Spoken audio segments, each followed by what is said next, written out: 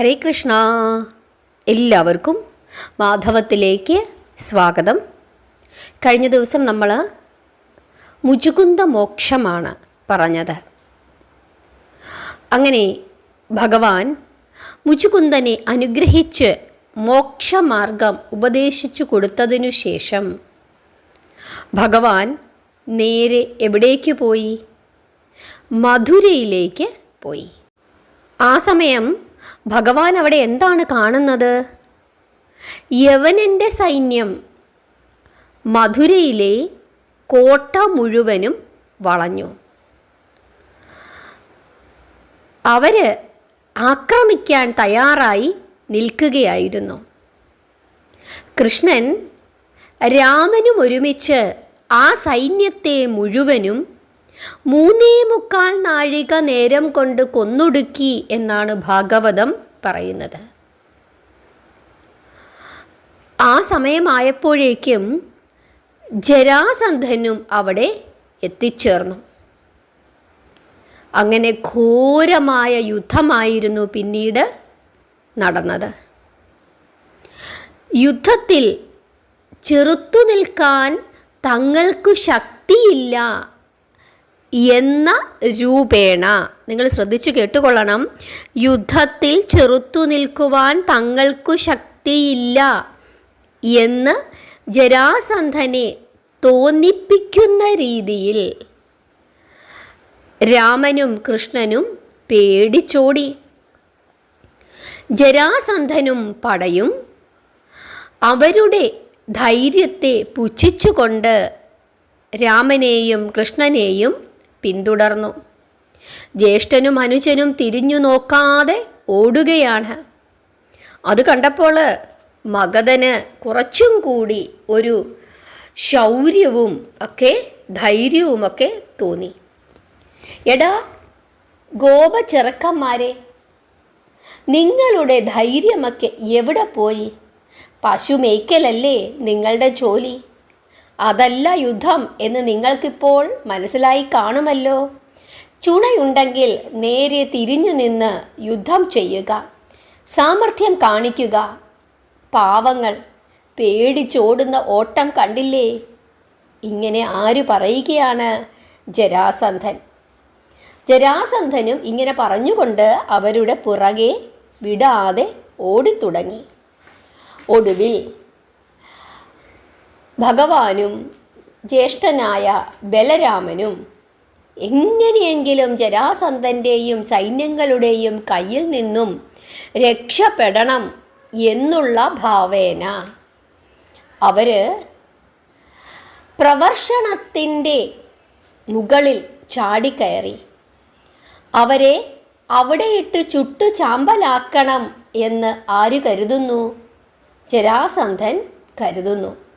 അങ്ങനെ ആ പർവ്വതത്തിനു ചുറ്റും തീ കൊളുത്തുന്നതിനായിട്ട് മഗധൻ ഭടന്മാരോട് ആജ്ഞാപിച്ചു.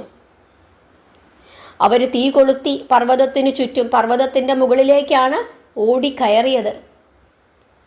അവിടെയുള്ള വൃക്ഷങ്ങളും മറ്റു ചെടികളും വള്ളികളും എല്ലാം മുളങ്കാടുകളുമൊക്കെ ഉണ്ടായിരുന്നു.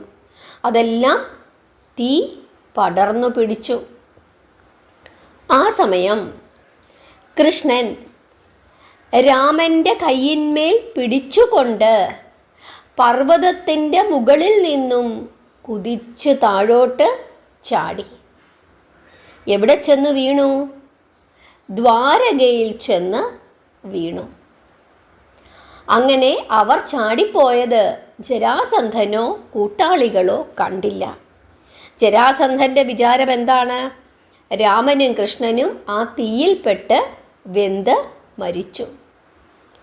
ശത്രുക്കളെ തോൽപ്പിച്ചോടിച്ചു എന്ന് മാത്രമല്ല, അവരെ അഗ്നിയിലിട്ട് ചുട്ടുകൊന്നു എന്നുകൂടി ഓർത്ത് ജരാസന്ധന് വലിയ സന്തോഷമായി. അങ്ങനെ സന്തോഷത്തോടുകൂടി ജരാസന്ധൻ മധുരയിൽ എത്തിച്ചേർന്നു. അതിനുശേഷം അവിടെ ജയത്തിൻ്റെ വെന്നിക്കൊടി പാറിച്ചു. പിന്നീട് മധുരാപുരിയുടെ രാജാക്കന്മാരായി കംസൻ്റെ പുത്രന്മാരെ വാഴിക്കുകയും ചെയ്തു. ഇവിടെ ഭഗവാൻ ബലരാമനോട് പറയുന്നുണ്ട്, ഈ മധുരയുടെ യഥാർത്ഥ അവകാശികൾ കംസപുത്രന്മാരാണ്, നമ്മളല്ല. പിന്നെ കംസനെ കൊന്നു, അച്ഛനെ ഉഗ്രസേന രാജാവിനെ അവിടെ രാജാവായി വാഴിച്ചു. പിന്നെ കുറച്ച് കാര്യങ്ങളൊക്കെ അവിടെ നടക്കേണ്ടതായിട്ടുണ്ട്. അതിനു വേണ്ടിയിട്ട് തൽക്കാലത്തേക്ക് അവിടെ താമസിച്ചു എന്ന് മാത്രമേ ഉള്ളൂ. അതുകൊണ്ടാണ് ഇത് ശാശ്വതമല്ല, തങ്ങളുടെ കയ്യിലിരിക്കുന്ന ഈ ഭൂമിക്ക് മറ്റൊരവകാശികളുണ്ട് എന്ന് കൃഷ്ണന് ബോധ്യപ്പെട്ടതുകൊണ്ടാണ് അത് അവർക്ക് തിരിച്ചു കൊടുക്കണമെന്ന് ഭഗവാൻ തീരുമാനിക്കുന്നത്. അതുകൊണ്ടാണ് തങ്ങൾക്ക് പാർക്കുവാൻ മറ്റൊരു സ്ഥലം ഭഗവാൻ കണ്ടെത്തിയത്. അതല്ലാതെ മറ്റുള്ളവർക്ക് അവകാശപ്പെട്ടത് പിടിച്ച് തൻ്റെ കൈവശം വെച്ച് അവരെ അവിടുന്ന് ആട്ടി ഇറക്കുന്ന രീതി ആയിരുന്നില്ല ഭഗവാന്റേത്. അതിനാണ് നമ്മൾ ഭാഗവതം ഭംഗിയായി പഠിക്കണം എന്ന് പറയുന്നത്. മറ്റൊരാളുടെയും അവർക്ക് അവകാശപ്പെട്ട ഒരു കാര്യവും ഭഗവാൻ കയ്യിൽ വെച്ച് അനുഭവിച്ചില്ല. അതുകൊണ്ടാണ് തോറ്റു പിന്മാറുന്നു എന്ന ഒരു കഥ, എന്ന ഒരു നാടകം അവിടെ സൃഷ്ടിച്ചത്.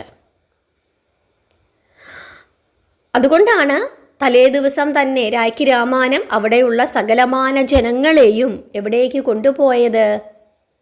ദ്വാരകയിലേക്ക് കൊണ്ടുപോയത്.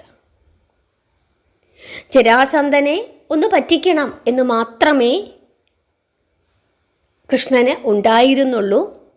ജരാസന്ധൻ ഒന്ന് അഹങ്കരിച്ചോട്ടെ, തന്നെയും തൻ്റെ ജ്യേഷ്ഠനെയും ഒന്ന് തോൽപ്പിച്ചു എന്നുള്ള ഒരു തോന്നൽ തൽക്കാലത്തേക്ക് ജരാസന്ധൻ ഉണ്ടായിക്കോട്ടെ എന്നൊരു ചിന്തയും കൃഷ്ണനുണ്ടായിരുന്നു. നമ്മളാണെങ്കിലോ മറ്റുള്ളവൻ്റെ അവർക്ക് അവകാശപ്പെട്ടത് കയ്യിലെടുത്ത് വെക്കുക മാത്രമല്ല, ഇനി ഇത് തിരിച്ചു തരണമെങ്കിൽ നീ വന്ന് എൻ്റെ കാല് പിടിച്ച് മാപ്പ് ചോദിച്ചാലേ തരത്തുള്ളൂ എന്നൊക്കെ പറയും നമ്മൾ, അല്ലേ? ഭഗവാൻ എന്താണ് ചെയ്തത്? സ്വയം തോറ്റുകൊടുത്തു. നമ്മൾ ഇതൊക്കെ പഠിക്കണം. ഭഗവാൻ എങ്ങനെയാണ് ജീവിച്ചത് എന്നുള്ള കാര്യമൊക്കെ കൃത്യമായി പഠിക്കണം. അതിനാണ് ഭഗവത്ഗീതയും ഭാഗവതവും ഒക്കെ നമ്മൾ പഠിക്കുന്നത്. നമ്മുടെ ജീവിതത്തിൽ അതൊക്കെ പ്രാവർത്തികമാക്കണം. ഇങ്ങനെയുള്ള കാര്യങ്ങളൊക്കെ എല്ലാവർക്കും മനസ്സിലായി എന്ന് വിശ്വസിക്കുന്നു. ഇനി അടുത്ത ഭാഗം ബലരാമൻ്റെ വിവാഹമാണ്. അത് നമുക്ക് അടുത്ത അധ്യായത്തിൽ പഠിക്കാം. നിങ്ങൾക്ക് ഈ ഭാഗങ്ങളൊക്കെ മനസ്സിലാകുന്നുണ്ടോ? നിങ്ങൾക്ക് ഇഷ്ടപ്പെടുന്നുണ്ടോ? ഭാഗവതം തുടർന്ന് പറയണോ? എന്താണ് നിങ്ങളുടെ ആഗ്രഹം? ഇതിനു മുമ്പ് ഒരിക്കലും ഞാൻ ഭാഗവതം ഇതേപോലെ തന്നെ പറഞ്ഞു കൊടുത്തിരുന്നു. അന്ന് ഇപ്പം നമ്മൾ കേൾക്കുന്ന ആളുകളിൽ കുറേ ആളുകളൊക്കെ അന്ന് കേട്ട ആളുകളാണ്, കാരണം അവരത് പറയുന്നുണ്ട്. പക്ഷെ പുതിയ കുറച്ച് ആളുകളും കൂടി നമ്മുടെ ഈ മാധവം എന്ന കുടുംബത്തിലേക്ക് വന്നിട്ടുണ്ട്. അപ്പോൾ അവർക്കും കൂടി കേൾക്കുന്നതിന് വേണ്ടിയിട്ടാണ്. പിന്നെ ഭഗവാന്റെ കഥകളല്ലേ, അത് എത്ര തവണ കേട്ടാലാണ് നമുക്ക് മതിയാവുന്നത്? എത്ര തവണ പറഞ്ഞാലാണ് നമുക്ക് മതിയാവുന്നത്? ഓരോ തവണ പറയുമ്പോഴും ഓരോ തവണ കേൾക്കുമ്പോഴും ഭഗവാനെ നമ്മൾ കൂടുതൽ കൂടുതൽ അറിയുകയാണ്. ഭക്തവത്സലനാണ് സാക്ഷാൽ വൈകുണ്ഠപതി. അതുകൊണ്ട് തന്നെ നിങ്ങളുടെ ആരുടെയെങ്കിലും കയ്യിൽ മറ്റുള്ളവർക്ക് അവകാശപ്പെട്ട എന്തെങ്കിലും ഉണ്ടെങ്കിൽ അത് തിരിച്ചു കൊടുത്തേക്കുക. നമുക്കത് വേണ്ട. നമുക്ക് അർഹതയില്ലാത്ത ഒന്നും നമുക്ക് ഉപകാരപ്പെടില്ല. നമ്മുടെ കുഞ്ഞുങ്ങൾക്ക് അതുകൊണ്ട് യാതൊരു പ്രയോജനവും ലഭിക്കുകയും ഇല്ല. എല്ലാവരെയും ഭഗവാൻ അനുഗ്രഹിക്കട്ടെ. ഭഗവാന്റെ പാതയിൽ സഞ്ചരിക്കാനായി ശ്രമിക്കുക. ഹരേ കൃഷ്ണ.